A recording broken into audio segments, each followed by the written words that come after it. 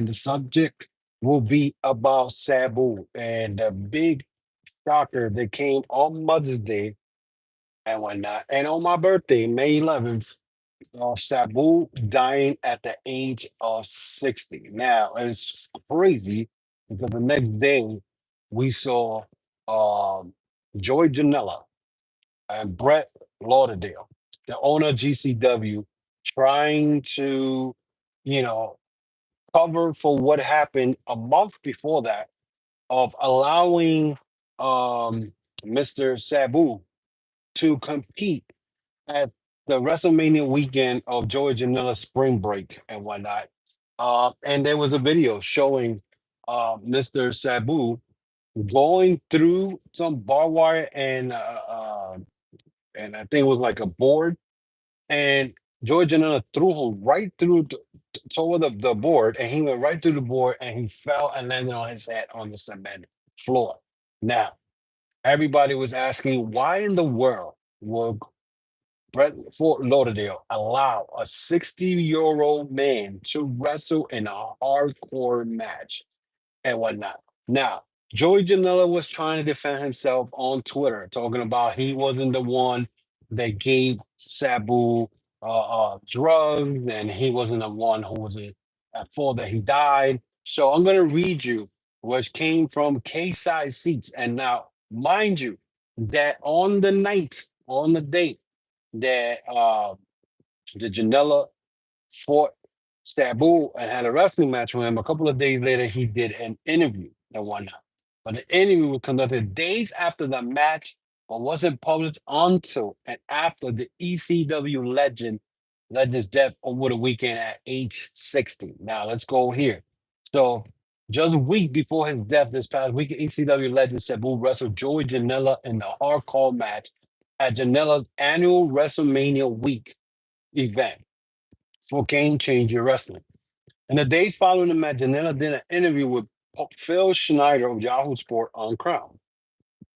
That was published yesterday, which it was, well, it was May 12th when this happened, one day after Sabu died at age 60.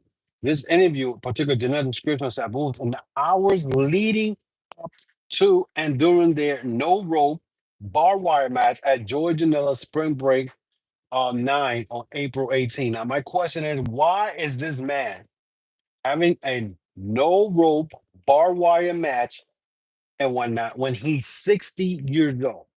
And this is my problem when it comes to these wrestling promotions, especially DCW. Okay. They did this, they try to act like they care that he died, whatever. But you did this for money. And this is what I say, the greed for money, that you're willing to do anything to make sure that this man was in the show, right? In the interview, Janela recounts how the match almost didn't happen due to Sabu's condition, okay, in Las Vegas prior to the show. He said, I was fairly confident that he was fine. I was kept in contact with him, and he was a team of people around him, guys, this time.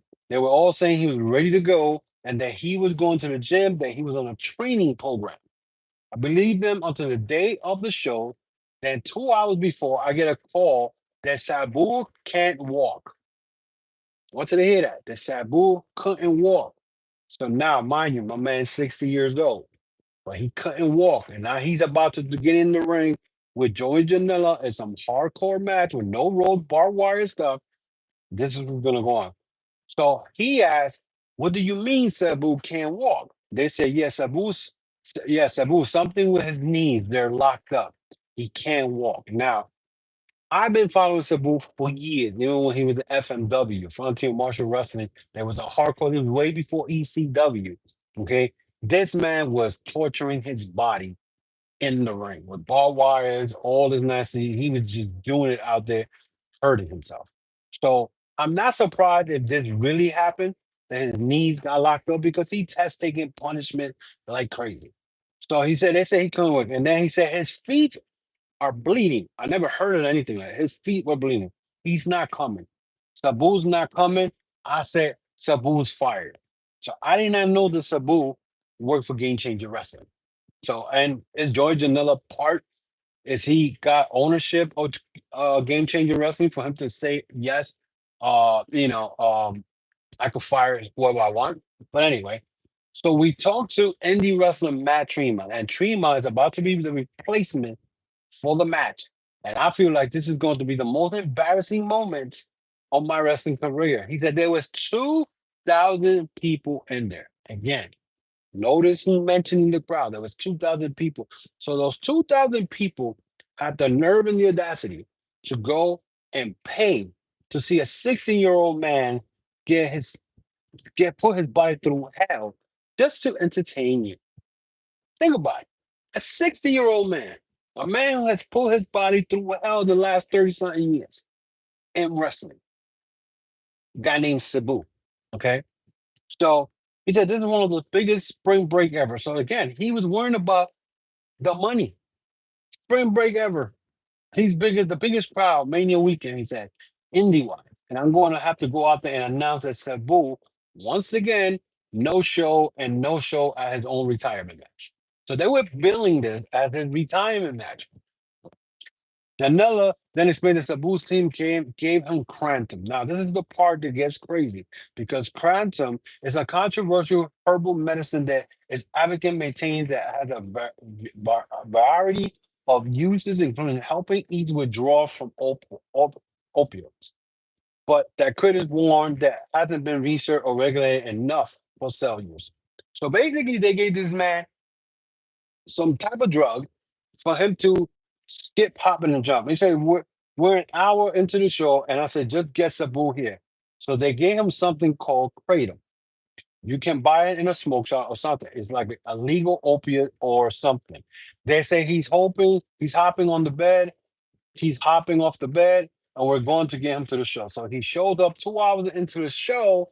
Sabu was on a different fucking planet.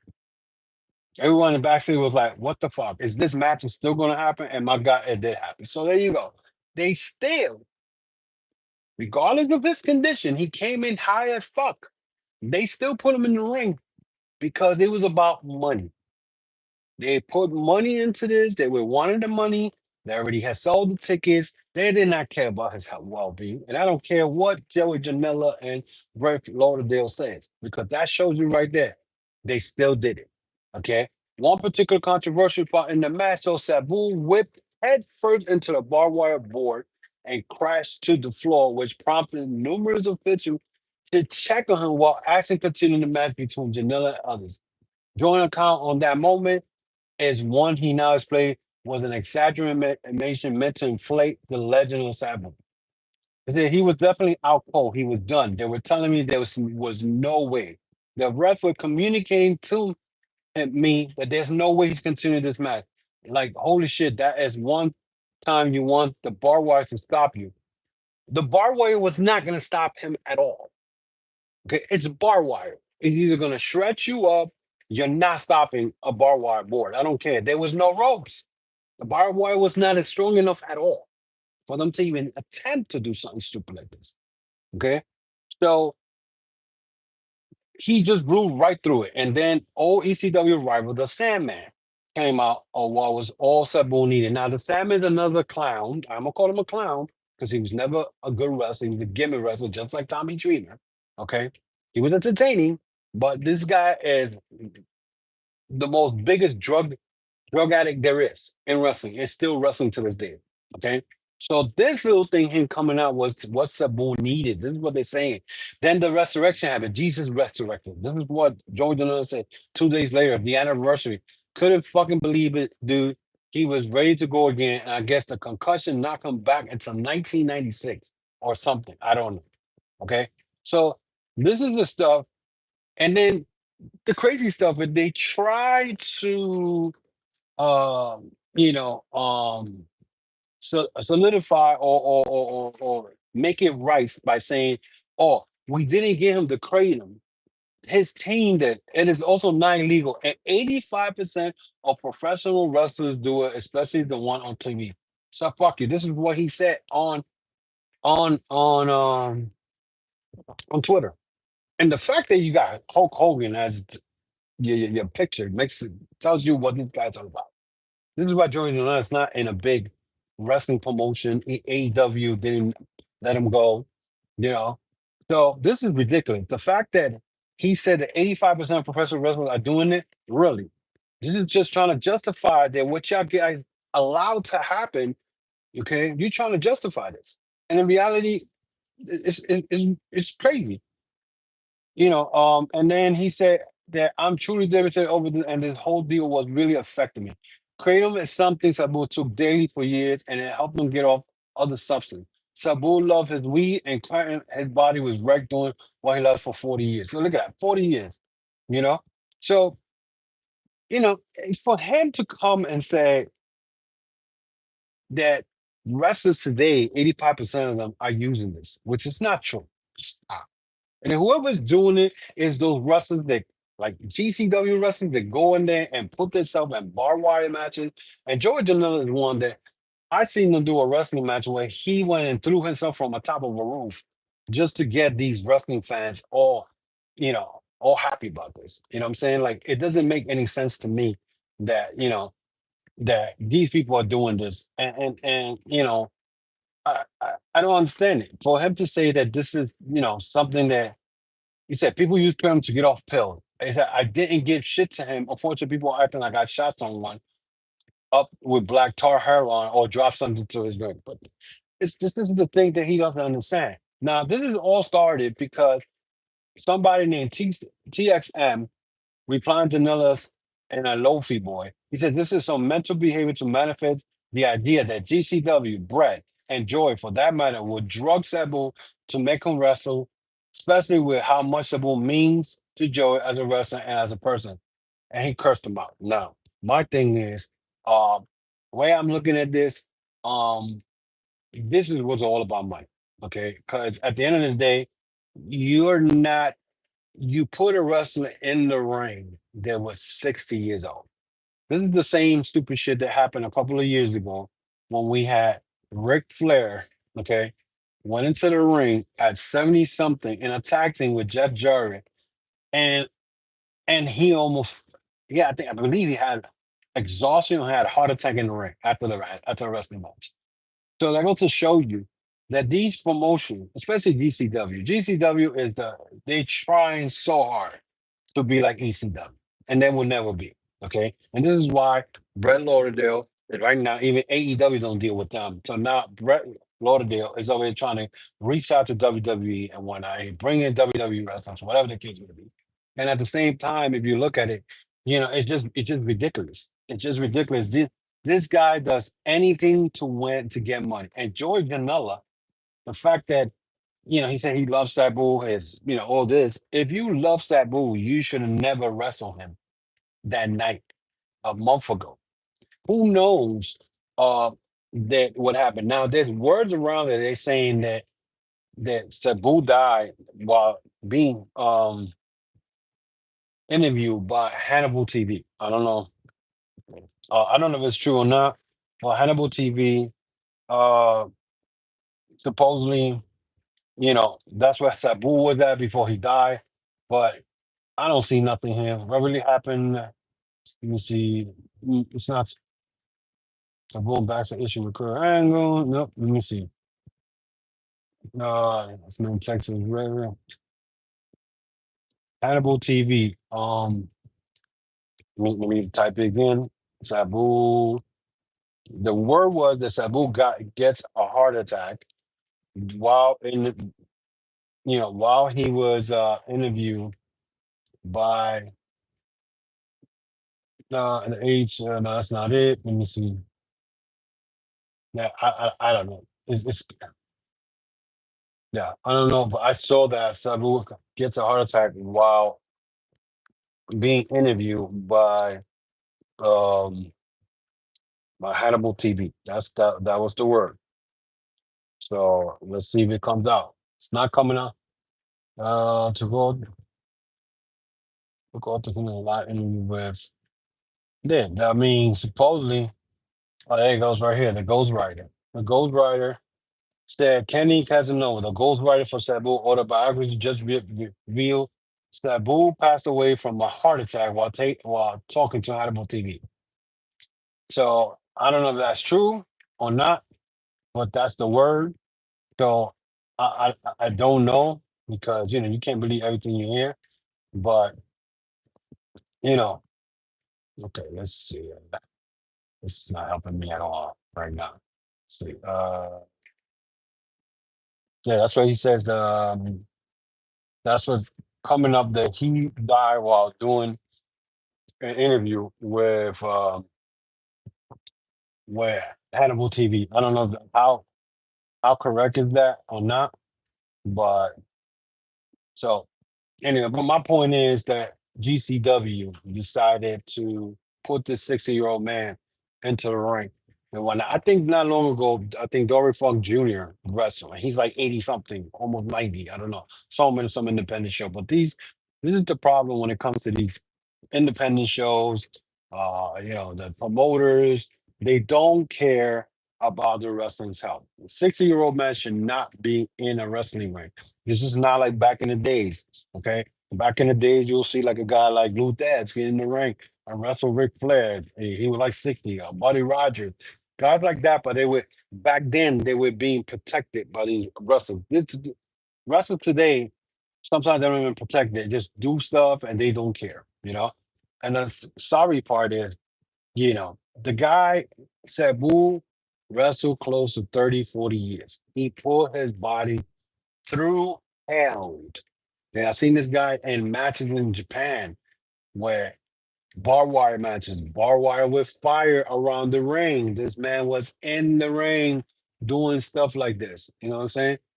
So it amazes me how, you know, guys like the promotion GCW, to me, like I said, they just don't care. I mean, they'll go and put anybody in the ring, and like I seen wrestling matches and whatnot where I mean, Matt Cardona nearly bled to death in a match for the GCW title. So I mean, honestly, I don't understand. I don't understand why they do stuff like that. But the fact that this happened on April 11th in this match, and then a month later, Sabu dies. That's you gotta question that. You gotta question that. Lauderdale tried to say that that Sabu was a friend of his, that that he was hurt and all this nonsense. Saying we were friends and I cared about him and have deep respect for him. If you have deep respect for somebody, you will not put him in the ring in a barbed wire match. I don't care it was his legend. I don't care none of that. But now the question is, this match, when he hit that floor, because I saw that part, when he hit that floor hard, did that affect him a month later? Okay. You don't know if he had they claim he had a heart attack. I don't know how true is that. Again, this is from his ghostwriter who's doing his autobiography. Okay. So we don't know. But the fact is, and let's say if he had blood clot in his head, and that's what caused the heart attack. We will never know. The fact is that GCW and George Janela did this for money, and the greed for these wrestling promotions that they do stuff like that just to get clout is ridiculous, and it needs to stop. But anyway, that's it for me today, guys. Again, let me know what you think. What are your thoughts about this whole thing with GCW allowing um, Sabu to wrestle. And if he wasn't going to make it, why push the situation? Yeah, maybe he haven't done show. The maybe because he doesn't show up because the guy's 60 years old. Hello, you know what I'm saying? He was a drug addict too. Come on, but GCW doesn't care. All they cares about getting money. Georgia doesn't care either because he got to do his spring break every year. So and the fact that he's over here pointing, saying that wrestlers are using Creighton 85% of the wrestlers do it, but they must be the wrestlers who are. And he claims the wrestlers on TV.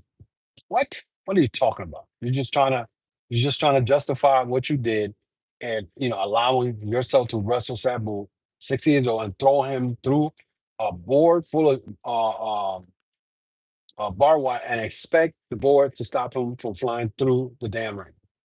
Anyway, that's it for me, guys. Again, follow me on Facebook, follow me on Instagram and whatnot. Follow me also on Twitter and whatnot and X. And of course, follow me, subscribe to the YouTube channel and whatnot. And let me know what you think about this video, guys. Again, thank you for all the support.